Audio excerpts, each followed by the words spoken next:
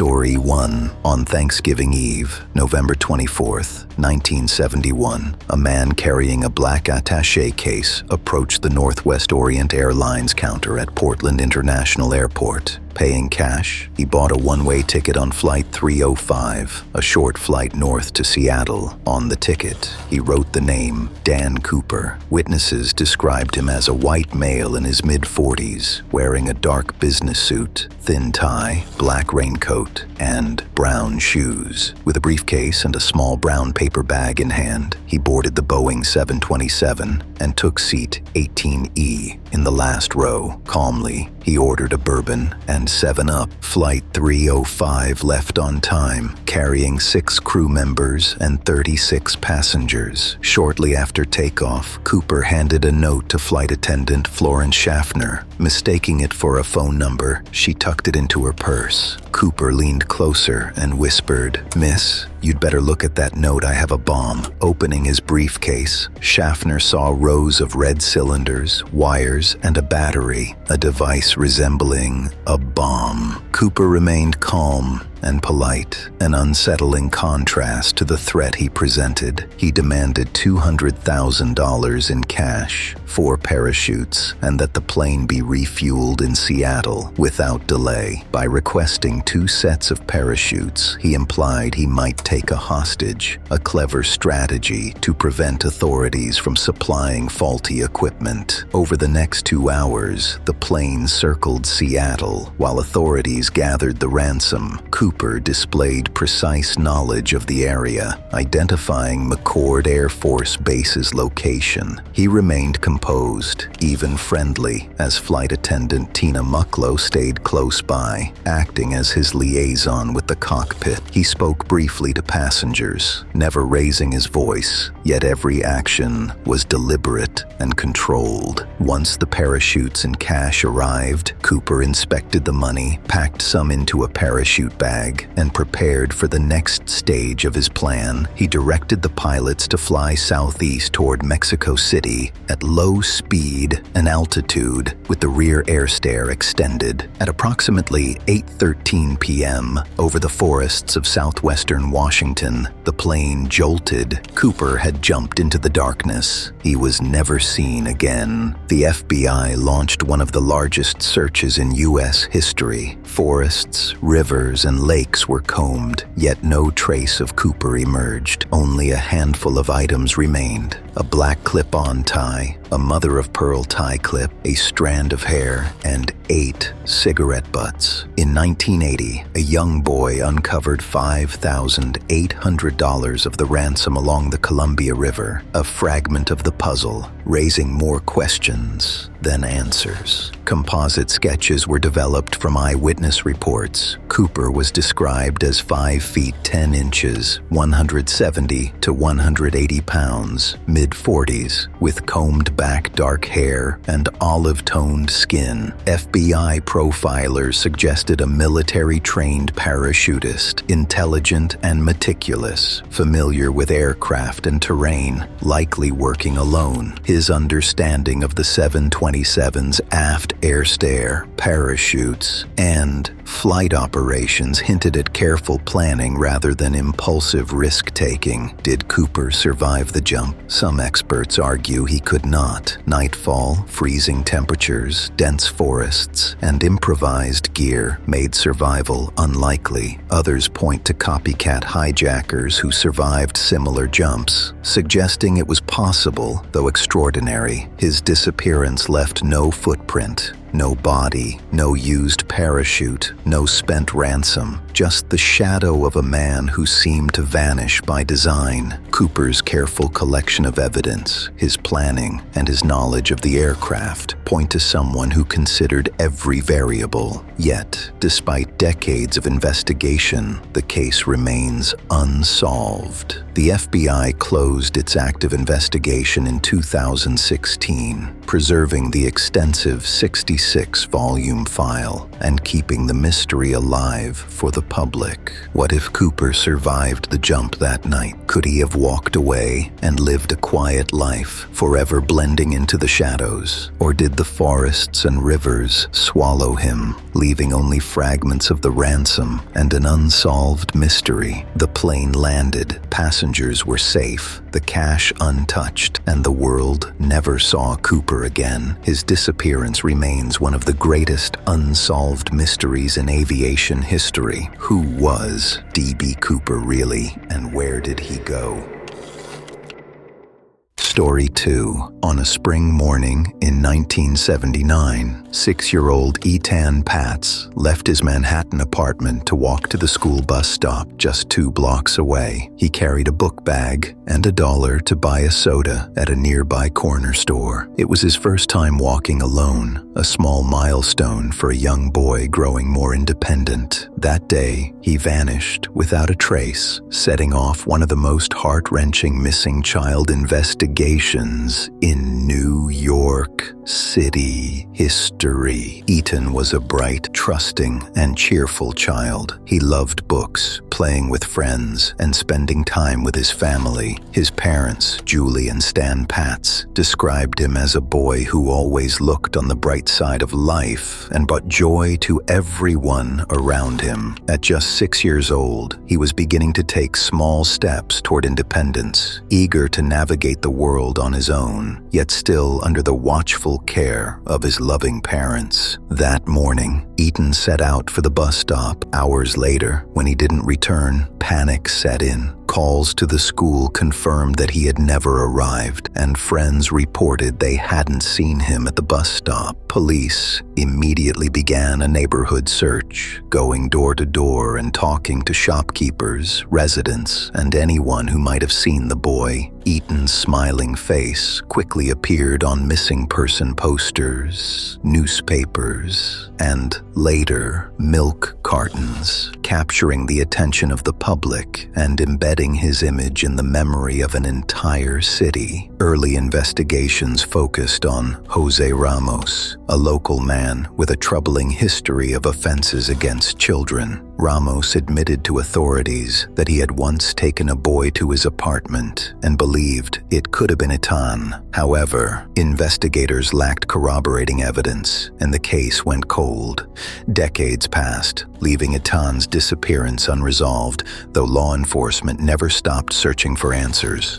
In 2012, new attention turned to Pedro Hernandez, who had worked near the bus stop at the time of Etan's disappearance. After questioning, Hernandez confessed to luring Etan to a basement, choking him, and disposing of the boy's body. While physical remains were never recovered, Hernandez provided details only someone present could have known, giving investigators a breakthrough after more than 30 years. Hernandez's mental health became a focus during trial. His defense argued he could be unreliable due to psychiatric conditions, but prosecutors emphasized his repeated confessions over the years, which consistently aligned with known details of the case. The first trial ended in a mistrial, but in a second trial, Hernandez was convicted of murder and sentenced to 25 years to life. Justice, in a legal sense, had been served, but the absence of Etan's remains left a void that could never be filled. Etan's disappearance changed the way families and communities approached child safety. It led to nationwide awareness campaigns, missing child protocols, and even the iconic use of photographs on milk cartons to alert the public. Though the case is now officially closed, the questions linger, both for those who loved him and for anyone reflecting on the fragility of childhood. What if Etan had made it to the bus that morning? What if investigators had uncovered Hernandez's involvement decades earlier? Could the Patz family have spared themselves the years of uncertainty and grief? Etan Patz may be gone, but his story continues to resonate, a reminder of how quickly a child's life can change and how the search for answers can span generations.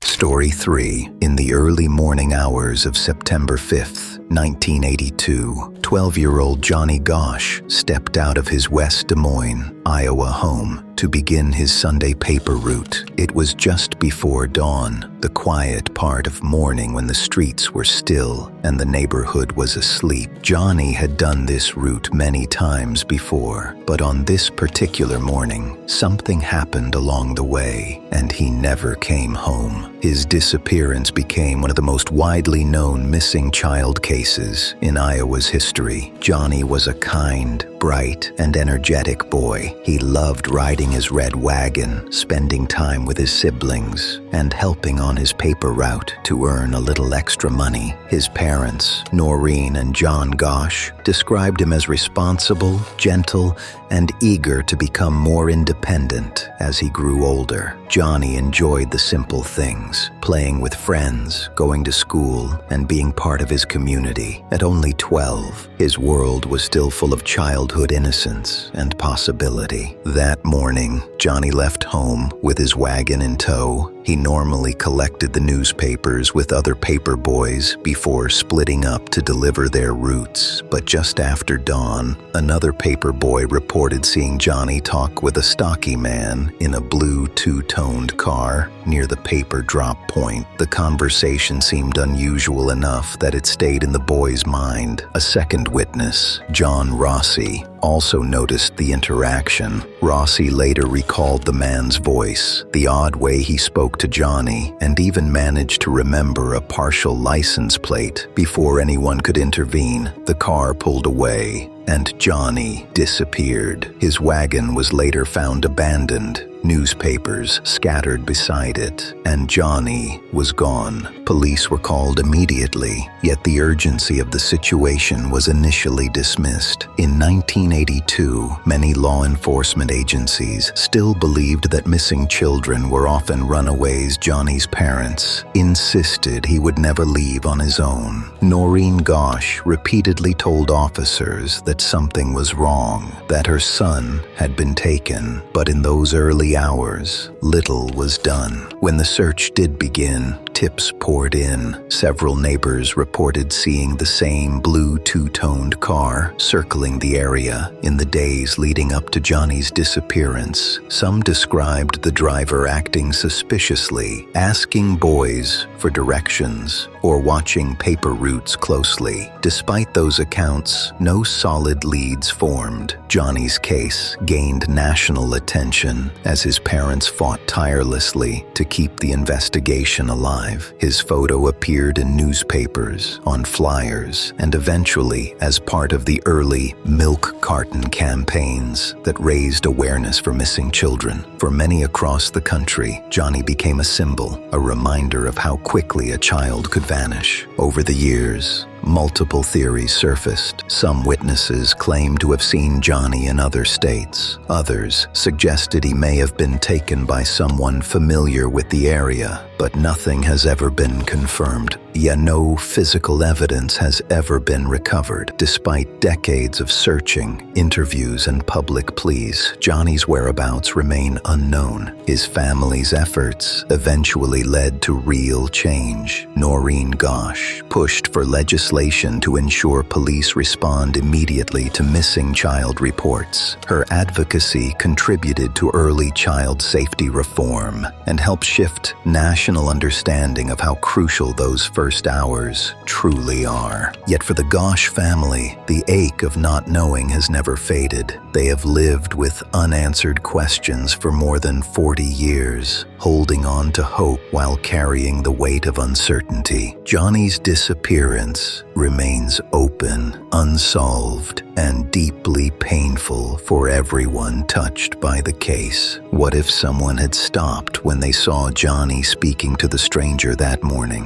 What if the car's full license plate had been captured, or the man in the two-toned vehicle identified? What if police had acted immediately before those first critical hours slipped away? Johnny Gosch was a child on his morning route, and then he was gone. His case still lingers, a reminder of how one moment can alter a family's life forever.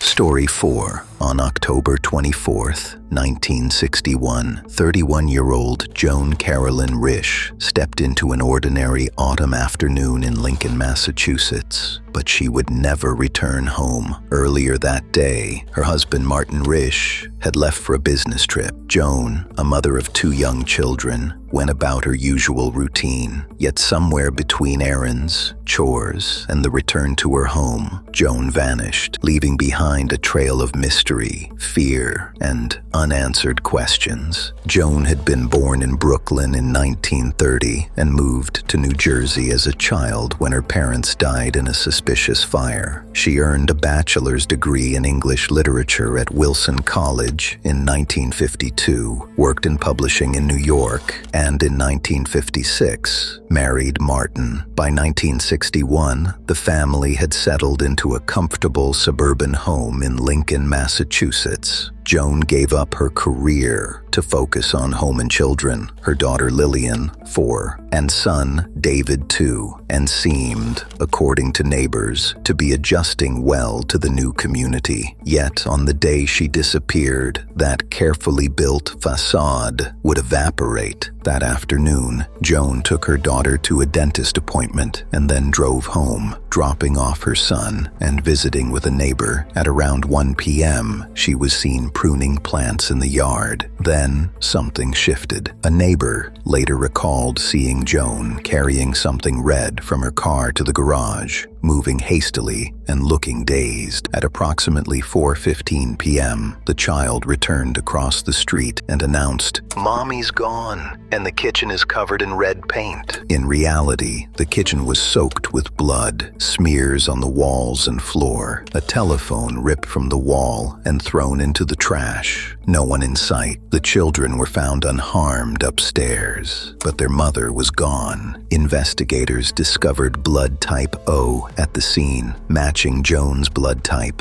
but the quantity was small, not enough for a fatal wound, and puzzlingly, no clear footprints crossed the blood trail. The interior of the home seemed inconsistent with a violent forced abduction, yet the absence of Joan, the blood, and the strangely calm entry points pointed to something deeply unsettling. Witnesses also reported a dirty 2-toned car parked in the driveway earlier that day. Library records revealed that in the months preceding her disappearance, Joan had borrowed several books about missing persons and disappearances. Some theorized that she may have staged her own vanishing. Over the years, numerous theories emerged that Joan was abducted by someone she knew, that she suffered a medical or psychological event and wandered off, that she intentionally walked away to start a new life, or that she had an accident near the nearby highway construction and was buried beneath the concrete. None of these theories have been validated,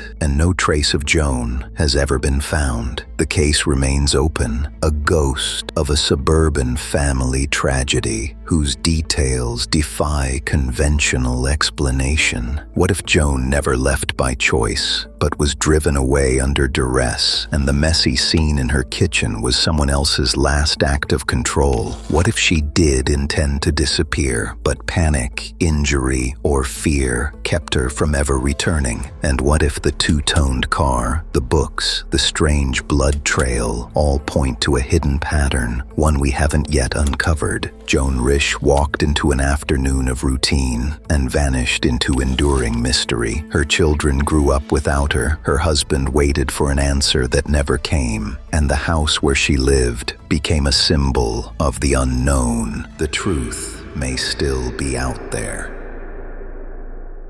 Story 5. On the evening of January 2nd, 2000, 18-year-old Zebb Quinn left his job in the electronics department at a Walmart in Asheville, North Carolina, intending to meet a friend and look at a car. It should have been a routine night, but instead, it became a disappearance that would haunt his community for more than 2 decades, according to surveillance footage. Zebb and his co-worker drove separately after the shift. Within hours, the car was found. Zebb was gone, began, and everything about the case became deeply unsettling. Zebb had been described by friends and family as a good kid, a modest young man enrolled in ROTC, working to support himself and planning ahead. He was known around town, friendly and dependable. Raised in Asheville, he spent his free time with family and co-workers, had simple ambitions, and a steady job. At only 18, he was stepping into adult responsibilities, yet still a teenager full of promise, hopes, and a future that now remains frozen in time. That night, he met his co-worker, Robert Jason Owens, to view a used vehicle. Around 9:15 p.m., they stopped at a gas station together. Then Zebb's behavior suddenly changed. He signaled Owens by flashing his headlights, saying he needed to use a payphone because he had received a page. He returned visibly shaken, canceled their plan, and sped off, later rear-ending Owens's truck. Owens received hospital treatment for injuries he claimed to have suffered in a second crash, but no formal accident report was filed. The next afternoon, Zebb's mother filed a missing persons report. 2 days later, Zebb's Mazda was found in a restaurant parking lot, the headlights still on, a live puppy inside, lipstick-drawn lips with an exclamation mark on the rear windshield, and a weird hotel key card in the glove compartment. Investigators quickly realized this was no ordinary missing person case. The location of the car was near where Zebb's grandmother, mother, and sister worked at a hospital. Items that didn't belong to Zebb were found in the vehicle. Despite intense investigation, no trace of Zebb himself surfaced. The case went cold, but the clues remained bizarre and disturbing. Years later, Robert Jason Owens became the focus of renewed scrutiny. In July 2017, he was indicted for Zebb's murder, though Zebb's body has never been found. In July 2022, Owens pleaded guilty to a lesser charge of accessory after the fact, admitting to assisting in Zebb's disposal after claiming his uncle had done the killing. Though the physical evidence tying him to Zebb's body remains inconclusive, the conviction legally established that Zebb was murdered. Investigators in 2015 executed a search warrant at Owens' property in Leicester, North Carolina, uncovering fabric, leather fragments, possible human remains-related materials, and powdered mortar under concrete. Some believe these findings may link to Zebb's disappearance, but as of now, no remains have been publicly identified as Zebb's, and no full court case has resolved every question. What if Zebb had never received that page or had refused to drive off that night? What if the bizarre clues, the car with the puppy, the lipstick mark, the abandoned Mazda, pointed to a message someone wanted found? Could Zebb still be somewhere hidden, though the law has declared him murdered? Zebb Quinn was last seen walking away from a job, stepping into the night and then into mystery. A young man of promise, his disappearance became one of the darkest cold cases in North Carolina, and despite a conviction, the full story remains unfinished. Each of these names, D.B. Cooper, Etan Patz, Johnny Gosch, Joan Risch, and Zebb Quinn, represents more than a disappearance. They're reminders of ordinary lives interrupted in the light of day, and the questions that still linger long after the moment passed. These are families still waiting, communities are still wondering, and mysteries that continue to echo through time, hoping that one day someone will connect the final piece. If you believe every story deserves to be told and every unanswered case deserves the truth, subscribe to Vanished and join us as we continue searching for clarity in the places where certainty fades. This is Vanished, where the missing are never forgotten.